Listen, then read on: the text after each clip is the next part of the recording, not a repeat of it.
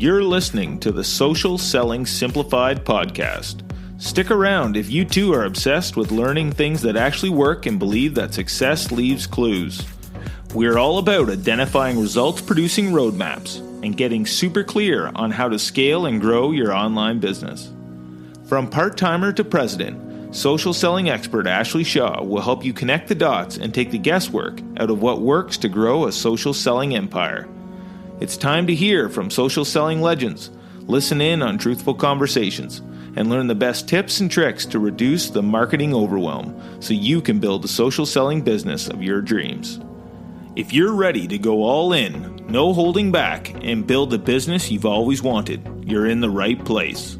Here's your host, educator, social selling guru, and fitness industry OG, Ashley Shaw.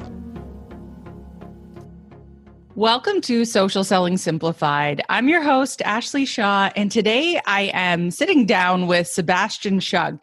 Now, Sebastian is in the publishing world, and he is actually an independent American author. He is also an illustrator, publisher, and novelist, and he currently resides in Burbank, California.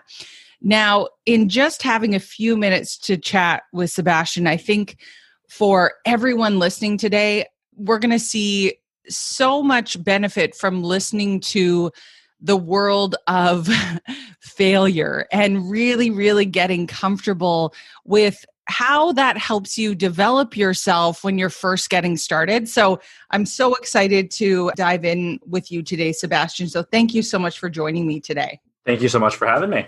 It's a pleasure. Yeah, absolutely. So tell us a little bit about how you became an author, an illustrator, a narrator. Like, how did this all happen for you? It definitely didn't start off that way. And this is truly a testament to, opportunities can lead you in directions you never thought possible. So I first professionally started off as an illustrator. And I illustrated a small children's book that grew rapidly in size from 1 to 5 to 30. And in that time spent learning about the ins and outs of bookmaking in general, I thought, well, I've illustrated some books. I could tell my own story here and there. So that's what I did. And I started exploring different genres that were way out of the realm of what I was doing currently. I started having fun with it. And I started making little tweaks here and there on how to actually put together a book. And you mentioned failure. There was a lot of that in the beginning because when you're young and 17 was when I started writing, there's tons of options in your face when you look up on how to do something, right? Mm. But being young and 17, you have no idea of what that costs. Mm. And I didn't really have enough to go to one of those vanity publishers, which I'll get into later. But at that time, I realized that if I wanted to do something like this and I wasn't about to go knocking at any bigwig's door to sell, and not only sell, but publish my book, get it out there in the spotlight, I was going to do this myself. Okay. In the beginning, it took only my books to really make a name for myself. That's when other people started contacting me to publish their manuscripts. And today, here we sit, over 100 plus books, half of them which come from other people. And well, now here I am. So in terms of looking at, before you got into this whole world of illustrating and all these things, what did you do in school? Like, is this something that you had been setting up for that you wanted to do? Ideally, no. Mm-hmm. I was originally going to school to become an animator. And after taking one animation class, I quickly changed my opinion, not because I don't love animating. It was just due to the rigorous schedule of it all. Mm-hmm. And I can't speak for all animation studios on how they manage their employees. But when it came down to it, writing stories, character design, and telling them verbally, like in narration form, it quickly became my passion. And I didn't even realize it. So it was just a matter of keeping those doors open.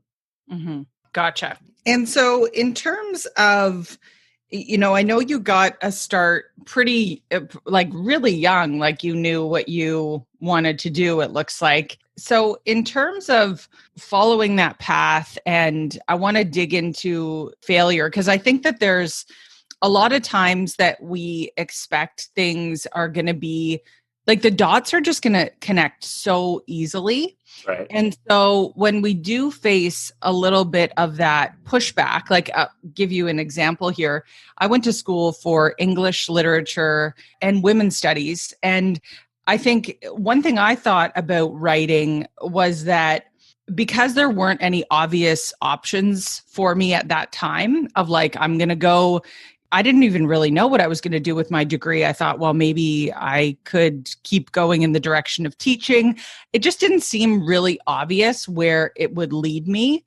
And so I sort of put it on the back burner and thought, okay, well, one thing I know I love is fitness. So, and there are jobs right now in fitness. So I lived in a really small town. So I sort of went with fitness and put English literature on the back burner and thought, well, I like to write, but I think a little bit of, when you go to school for something, sometimes it can be also a bit challenging because you're told there's a right way and there's a wrong way in some cases, depending on, the school and the people that you're surrounded by. So I found that a little bit challenging to really, truly be creative without feeling like there were sort of like some restrictions on what was right or wrong.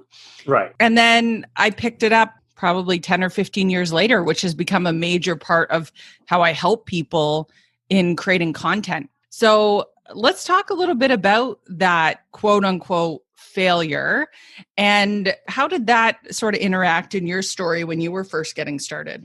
Failure came to me in a lot of different ways, predominantly through the people who I was most close to. Now, when they would look at my manuscript of something that, let's just say I first wrote, and what I first wrote to put out there after my children's series, or should I say during, because it still wasn't over at this point, was a novel that was very much young adult.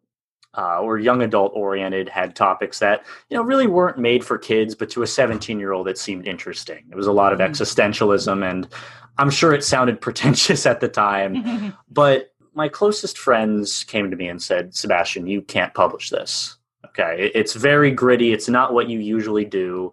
And not only that, no one's going to read it. 2 out of the 3, they were right. Because, yes, no one was going to read it at the time, back in 2016. Who the heck was I? And, maybe at the time, I didn't have the means to publish it. Thing is, I figured it out. And I realized that through social selling and through, I want to say, B2B marketplaces, such as Amazon, among others, I realized that I did have a platform right there sitting in front of me. It was just at the cost of maybe some royalty percentages and a lack of an audience, because at that time, 4 years ago, I didn't have one.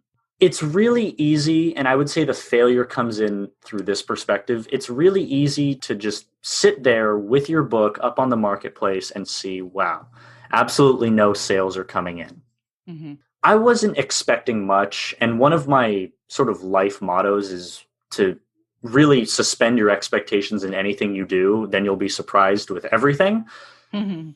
Though, I'd be lying if I said it wasn't a little hard to see the data right there that nobody was caring what I had to say in terms of a story. Would I say that I'm now at the top of my game and am now, the grand vizier of publishers that I thought I could be at that young of an age? No, of course not. But I will say that I am making more sales and that I am meeting new people and learning from what worked and what didn't in terms of how I write, what I write about, and especially the mediums of which I wrote about. Because I thought that there's a lot of ways that people can read a book. Okay. And I wasn't tapping into that 4 years ago. I was thinking if I just got my words on a page, sent it out there, it would work. I didn't understand at the time that building an audience meant reaching new people of reading capabilities, such as audiobooks, for example. Some people just don't want to sit down and read a book. That's fine. What if I tell it to them? It was more so adapting to the environment that made the failures less current, but still there nonetheless. It still happens. And I've learned to grow with them, and I've learned to take them as they come. I actually sort of look forward to them because it's something new that I can learn afterwards. Yeah, it's interesting, this idea that you sort of go through as an entrepreneur, as a creator, as someone trying to build a business, I think, what you're speaking to with this idea of you set out thinking you know the path. At least you have this idea of where you want to go.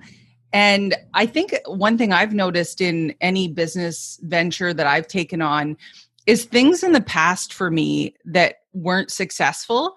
I wasn't really attached to the purpose behind it. Like that was always like one thing that comes up for me is I was lacking that. And then when I finally really connected with my purpose and how I wanted to help people, it was like I was going to do it despite the results. Oh, yeah.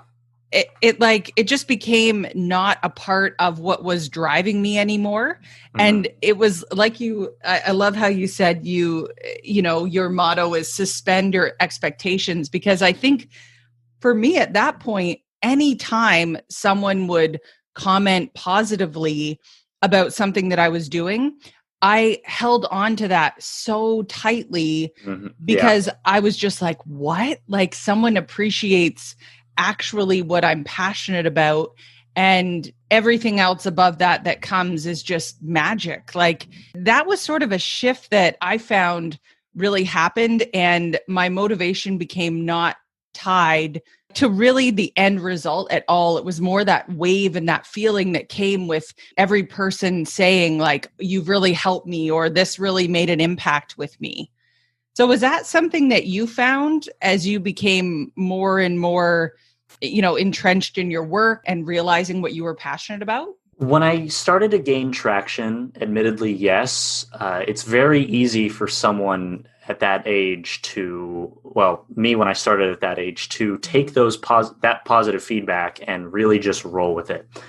The problem is that it also becomes very dangerous in establishing your artistic psyche, because then you start to wonder if you're creating something solely for the benefit of what positive reinforcement does. Mm-hmm. And that can be dangerous because then you're at the expectations of other people of what they might want to read.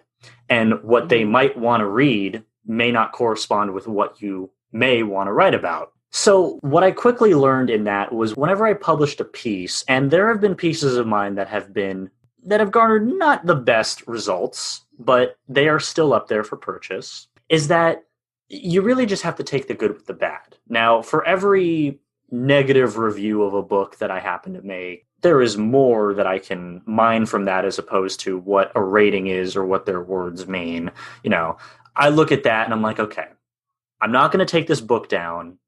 And it's not me admitting failure if I don't do that. It's just a matter of where can I go from here, and what can I learn from this? So relying on other people to, I don't want to say fill that void of what makes an artist an artist. It's not that it isn't important, because obviously some of the best constructive criticism can come from that. Mm-hmm. And the compliments are definitely nice, but I don't think that one should solely depend on that reinforcement relationship of artist and audience. No, I think it's an interesting, what I'm thinking about in my head here as we're talking about this is, that social seller, that entrepreneur that is starting to like release content. They're creating their posts that they're putting out there. They're starting to tell their story. And there's this interesting and delicate balance between when you first get started and what you're putting out there, and just really paying attention to what people are responding to and what they're not.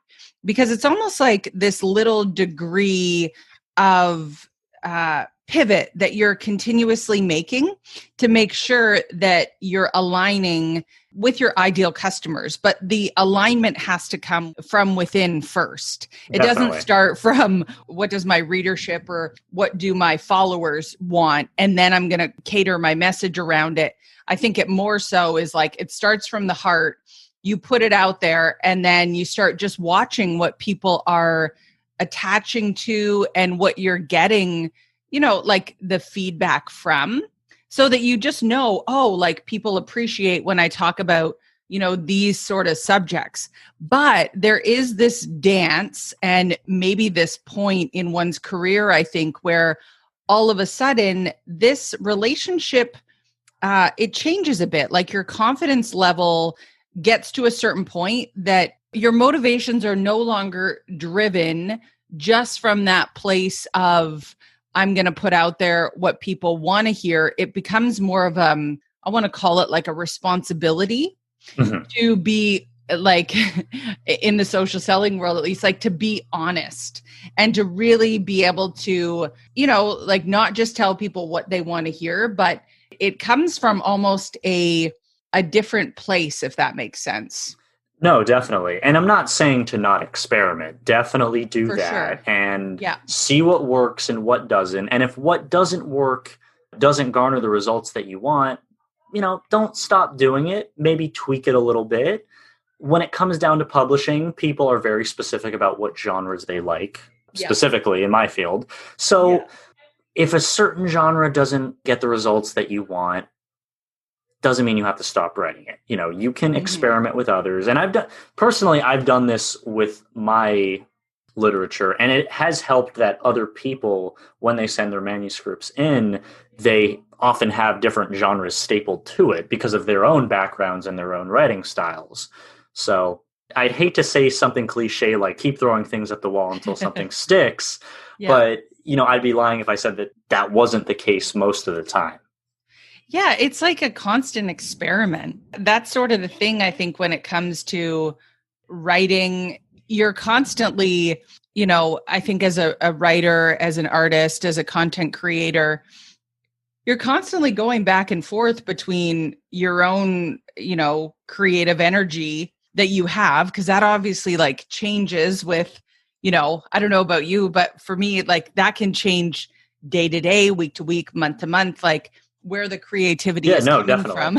Like it can be all different areas, and I can be motivated for, a week and then not for, like the creativity block just may appear. So sometimes it's like this very interesting relationship between where that creativity is coming from and then negotiating how you're putting it out there with your audience. But like, I know, at least I'm sure it's the exact same when it comes to publishing. Like when it comes to social media, your headline that you're putting out there, maybe it's not even grabbing people, but it's not that the work itself that you've put into that post or that book or whatever it may be isn't right. It's like one small thing can be like a title for a book, let's say, can be throwing the whole thing off. And that's where the testing and the being comfortable with, you even using the word failure doesn't feel right. It's like, it's just like, it's this testing process that is happening over and over and over again. No, right, definitely. And you always want to put your best foot forward when you advertise a product, in this case, advertising a book. You want something that'll really grab them. And the discouragement of people not interacting with your post is, of course, going to be there.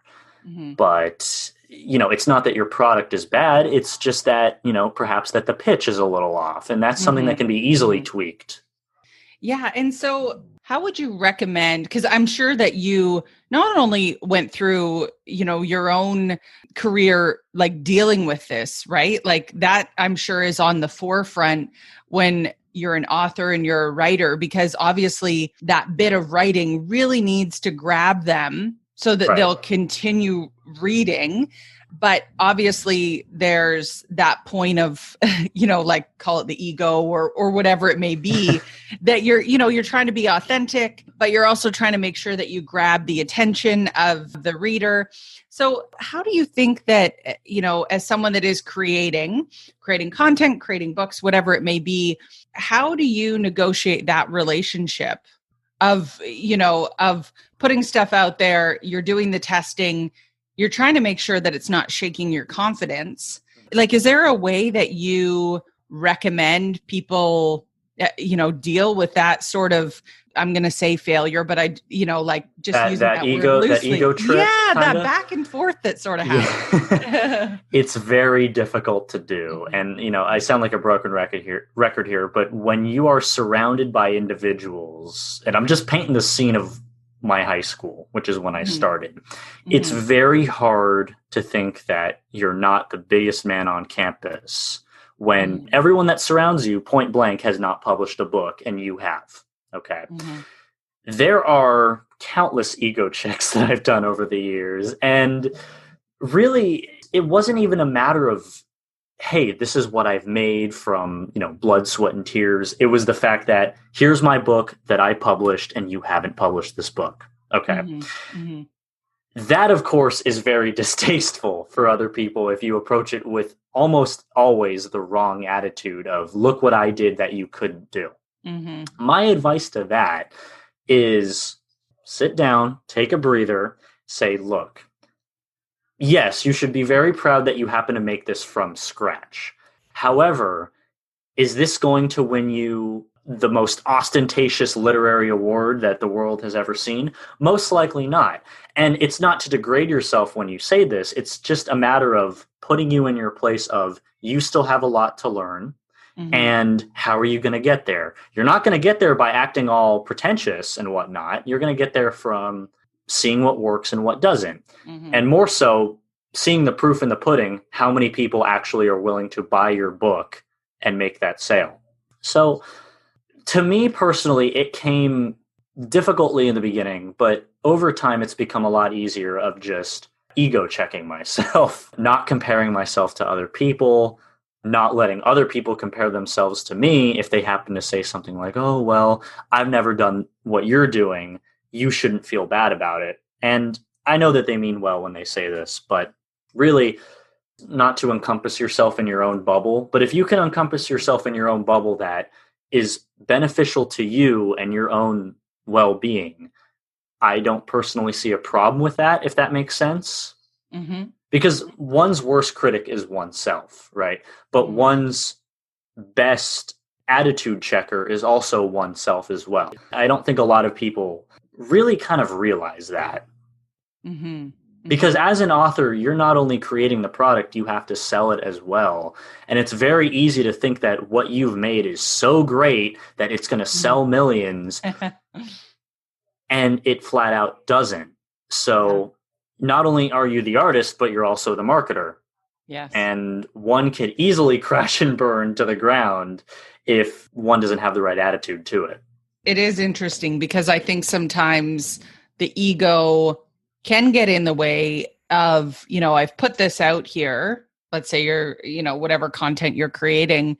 Why aren't people loving it and engaging with it? Right. But it's this, we always used to say that, your customer really does sign your paycheck. So the more that you understand your ideal customer, the more that you can dig into that and connect with them. And I think there's a really, where I found sort of a sweet spot is the more that I understood the people I was talking to, the more that I was surveying them and just really trying to understand on a deep level what they were really struggling with and what they wanted, I could still weave in my, authentic voice around that, but focusing on the things they wanted to focus on, and still all at the same time knowing everything I put out there is a test to see what they really want to talk about. It's not a guarantee, but being really comfortable with that relationship, because so many people they just rise and fall with that if they're not getting, whatever it may be, the sales, the readership, the engagement, it can crush them. And I think that that's one of the most important aspects of being an entrepreneur, especially in the social selling industry. You have to let go of that end result. Right. Yeah, exactly like you said. Let your failures be failures. But more importantly, if you want to put it in layman's terms, let your early work be terrible.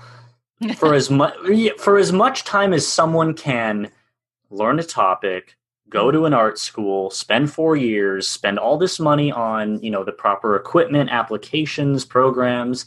And I would also say that the sort of self-help sphere kind of feeds into that of, you can do it. So give or take 10% in that area. For as much time, money, and effort you spent on all this combined, you could have wrote an entire series by now. It will never be your best work because it's your first work, right? But I guess my one kind of advice, takeaway, whatnot, is the only way to write better or to publish better, I would say generally, is to read books and write books. With any artistic craft, there really is no other way. Okay, the stuff that you learn in the interim is very helpful, obviously, but one's own personal connection to the medium is what's most important, and you'll never have that without any hands-on experience. Mm-hmm. Yeah, I love that. So, Sebastian, where is the best place for people to follow you and find you and to learn more about what you do? So I kind of chuckle there because it's actually very general. So you can find me, simply put, by looking on Google, Sebastian Schug. There you'll find a plethora of my projects, past and current, as well as various types of mediums that I've worked in, such as ebook, print, narration, other podcast episodes. But if you're looking for social media, you can find me on both Instagram as well as Twitter under the handle at Dr. Sebi. That's at DRSEBBY. It was a high school username, and I've since yet to change it. It's just stuck with me. So, yeah, there you'll find updates on, again, like I said, past and current projects. Listeners can also send me their manuscripts. Actually, like you said earlier, I own an independent publishing company based in Burbank, California. That's under the handle of Sebastian Schug Publishing, and it could be found through both email and phone. Amazing. Thank you so much for sharing your wisdom and just the golden nuggets around what it really takes to transcend that, being an artist, putting yourself out there and what it really looks like, really sharing some, authentic truths with our listeners today. Thank you so much, Sebastian, for being here on the show. Thank you so much for having me. If you're ready to turn your Beachbody dream into a Beachbody business, I have something special for you. Business Boot Camp for Fitness Coaches will help you overcome the overwhelm of never knowing what to post so you can show up consistently on social, get off the icky hey girl hamster wheel, and finally see more engagement from customers who enthusiastically slide into your DMs to join you. This Facebook group is totally free to join. Head to ashleyshaw.ca/bootcamp to sign up now. And just for joining, you'll get 5 totally templated social media posts that work, accountability and camaraderie in our private Facebook group, and that post-workout feeling of accomplishment. See you there. Again, you can head to ashleyshaw.ca/bootcamp to sign up now.